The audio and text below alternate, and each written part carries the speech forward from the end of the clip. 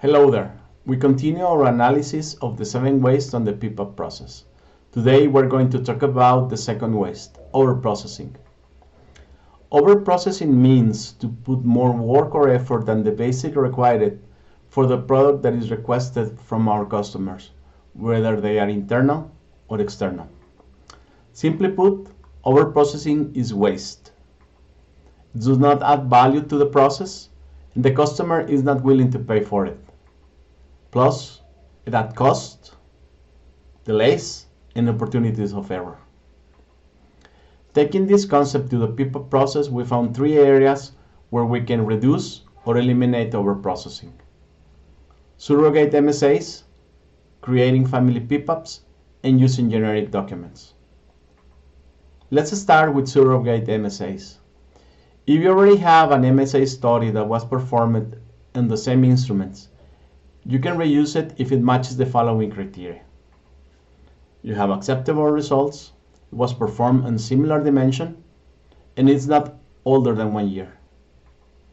Then you don't have to redo it, and you can reuse it in your PPAP. The second area is to create family PPAP.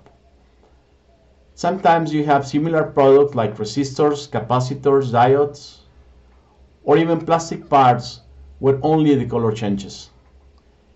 In this case, you can use the approach of creating family PPAP.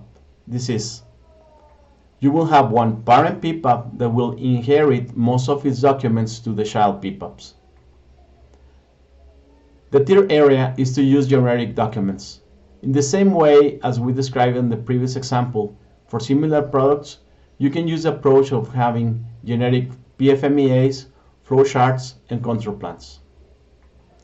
You should have an addendum with the features that change in each product. And don't forget to change the revision of these documents every time that you add a new part number.